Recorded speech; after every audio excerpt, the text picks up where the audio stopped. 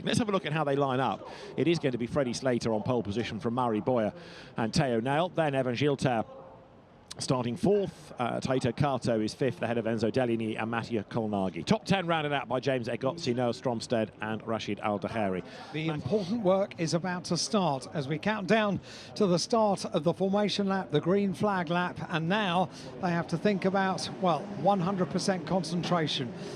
We've got one car, though, that's stranded on the grid. One has not got away, and I've got a horrible feeling it might be Reza Seaworthen. So the marshals are quickly onto the circuit to try to push that car. There it is, off the grid.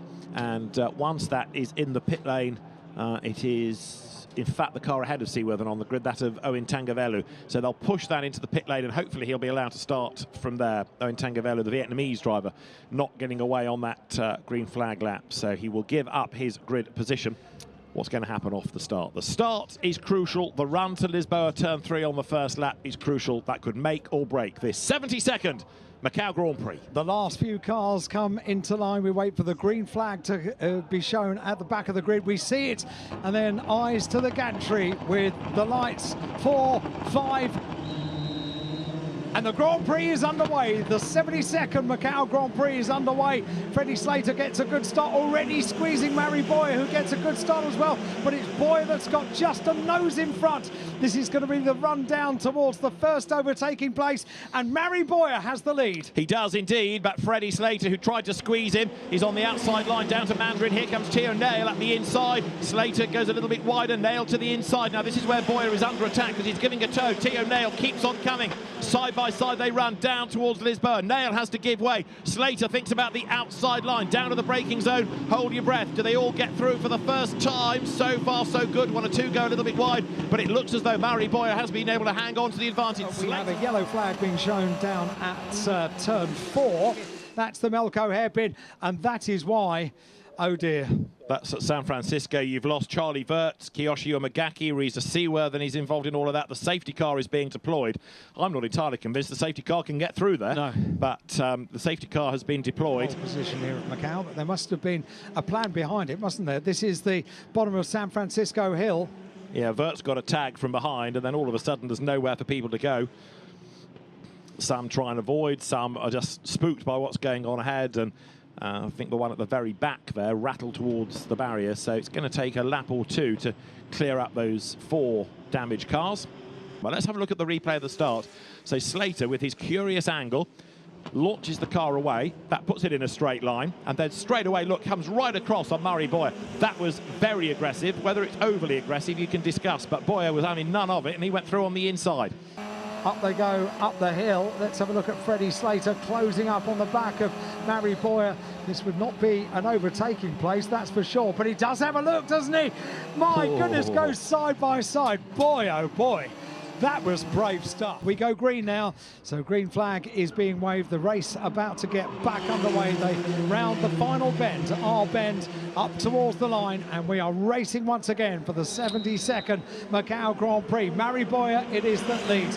In second place, Freddie Slater. They have pulled away a little bit on the restart from the third place car, and as they accelerate down, Freddie Slater is mirroring every manoeuvre by Murray Boyer, trying to keep in the slipstream as they head down through Mandarin, the very, very quick part of the circuit on the run down towards Lisboa. Freddie Slater once again goes alongside on the outside line. They close, they close. Freddie Slater it is that leads into Lisboa. Murray Boyer slots in second place, but Freddie Slater back to the front of the field as they go down towards the completion of lap number 4 in this 15-lap Grand Prix. It is being led by Freddie Slater. He's getting away a little bit as he's been banging in absolute best sectors, but Boyer has got to try to get within striking distance so he can benefit from the tow. Come down towards Lisboa. This is where the slipstream really kicks in. This is where Boyer ought to be able to close a little bit, and he is closing, but not close enough to make a move. But his teammate Teo Nail in the background is having a go at Enzo Deligny. They're wheel to wheel as they come into the corner. Deligny on the inside, Nail on the outside, and he has to give way. Deligny hangs onto the place. Within an inch of the barrier on the exit right of Lisboa corner. Boy, oh boy, this is exciting stuff, not just for the lead of the race, but also for the final podium position as well. Up front, Slater is edging away again on the mountain section from Mari Boyer. We're looking at third and fourth and fifth here, namely Enzo Dellini, Theo Nail and Mattia Colnaghi. That is Dellini, who has been a front runner all weekend, but right now is over a second adrift of the race leader. Last time it was 0.899. To the eye, I would say it's gone up a fraction, actually. Yeah, it has, to over a second. So Mari Boyer has not been able to stay with Slater across the mountain section of the circuit, and that's going to be his undoing, because it means when he gets to this waterfront part of the racetrack, he's lost a bit more ground, lap on lap on lap. And as they go through again, he needs that slipstream. But at some point, if he's not careful, Slater will be just out of reach. Might be now. Here we go again, determined stuff. Theo Nail in the blue car to the outside, and then he dives to the inside and he locks up under braking as Dellini shuts the door in his face. That was committed by both of them. Nail is the quicker of the two, but he cannot find a way past Dellini. Nail unable to hammer home an advantage right now as they climb up the hill, nose to tail. We've got a yellow flag at turn 3 at Lisboa, because that is the number 9 car, which is nose in and rather demolished at the front of the car for the car of Oscar Wirtz. So things are going from bad to Wirtz for Oscar. That's his second big accident of the weekend, and this potentially is what Mari Boyer needs, a safety car to get the field bunched up, to allow the marshals to move that car. And this now is, as I say, Boyer's best opportunity. He's just done, incidentally, a couple of personal best sectors in his efforts to try to close on Slater. He has not closed, but they are quicker than they were hitherto. And this is Matteo De Paolo making a move, going through the mountain section, and that is ever so brave as he goes through to gain a ground. Safety car deployed. Let's have a look back at Matteo De Paolo, looking at the blue car, just a couple of cars ahead. Over onto the left-hand side of the circuit. It's James Igozzi. Gets one place, and Matteo De Paolo says, thanks very much, I'll have some of your bad fortune as well, and makes the place. Straight into the wall at Lisboa. That is Oscar Wirtz understeering into the corner, too fast. Freddie Slater is controlling this. He is indeed, and you can now beat that pace setter. Once you go, you've got to keep on going, which Slater does now. So he accelerates away. It's a decent restart, but Mari Boyer does stay with him, and he knows he's got one final run. But equally, frustratingly for Mari Boyer, he's got Enzo Dellini right up behind him, and that's going to take up his attention. We're back racing. Mari Boyer got a bit of a wiggle on there, and that's what cost him. So he's got Dellini right in his wheel tracks now, and that cost Mari Boyer.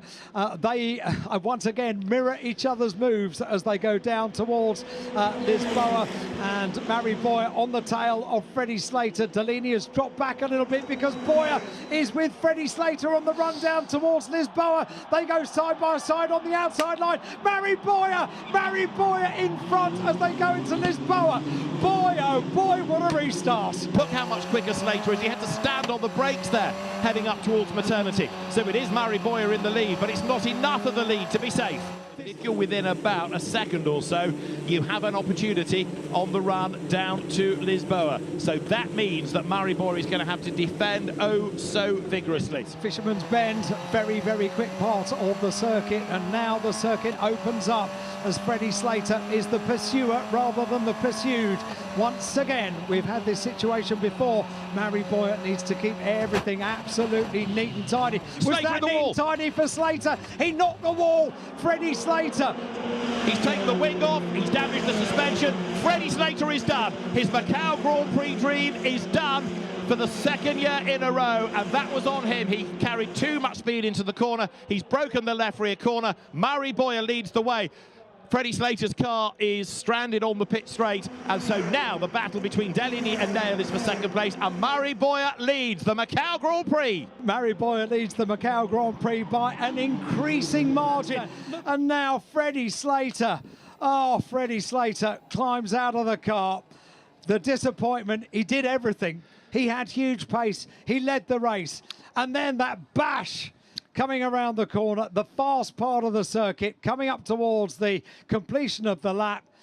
And you can't get out of that. We've got a safety car again. Yeah, he's the cause of it instead of taking advantage. Look, too much speed, snap of oversteer. He tries to fight it. It gets wider and wider and bang, what a feeling, into the wall. Takes the rear of the left-hand side off. Then it tweaks the front. You can see he's fighting the steering wheel. But Freddie Slater's Macau Grand Prix dream is over again. Look back at the race leader proudly with the Aston Martin sunstrip on the visor.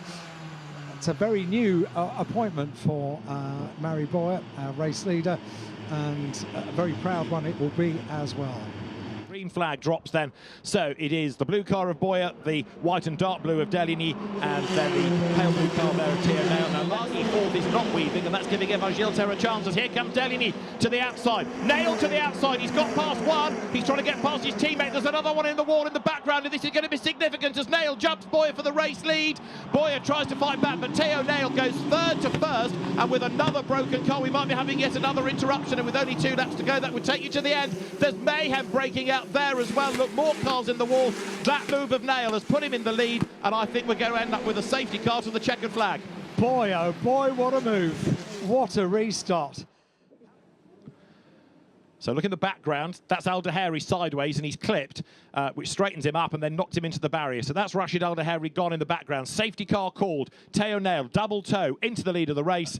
It all got a bit leery behind, but as they cross the line this time, it will be Theo Nail in the lead, and he is going to be able to come through to win the Grand Prix because we aren't going to have enough racing laps left. The safety car is deployed at the start of the last lap, as that is Suzuki up the Escape Road with broken suspension. So Theo Nail led for one corner effectively before out came the safety car, but it was the one that counted. It illustrates, doesn't it, the importance of the toe and of this section of the circuit. Wow. How many people predicted how this race was going to pan out? Neither you nor I, that's for sure. Looking back here from Murray Boyer's point of view as the cars came all the way down through Mandarin. So that's Deligny, look, he gets a mega toe, but look at Nail. It's as though he's got a double-sized engine in the car or something. He just goes thundering past, and that puts him into the lead of the race. It's all broken out behind, and so at this point we know that it's a vital move for the race lead. He's ahead coming out of Lisboa, and Murray Boyer, try as he might, sadly is yet again going to be vanquished at Macau. Theo Nail then. Wow. Pole for the qualifying race, and he's going to win the Grand Prix. We have seen so many brave manoeuvres during the course of this Grand Prix. Some of them pay off and some of them don't, but certainly that one for Theo Nail has paid off. He leads the field behind the safety car on the final lap of the 72nd Macau Grand Prix in the evening sunshine. We have had a superbly exciting Grand Prix, and we are about to see the final bend on the 72nd Macau Grand Prix, and the winner will be Theo Nail. 72nd Macau Grand Prix won by Theo Nail. He comes across the line to win from Murray Boyer, his teammate. Third to Enzo Deligny from Mattia Cornaghi. Then in fifth place it is Taito Kato, and Evan Gilter rounds out the top 6. What odds would you have got on Theo Nail after the pace of Freddie Slater early doors? But you've got to be there at the end. For the team, and this, I suspect, in terms of results, is the pinnacle. To win the Macau Grand Prix is quite something for the driver, for the team as well. Theo Nail jumps down from the car, rushes over to the team, almost hurls himself over the barrier. Wow, what a result. FIA World Cup winner, the Macau Grand Prix winner, Theo Nail. A great race for the Macau Grand Prix. Theo Nail it is then who takes the race victory. He wins the 72nd Macau Grand Prix. And we look forward to the next chapter in the story next year, the 73rd running. But for this year, it has been a great Grand Prix. Thanks for your company. From all of us, goodbye.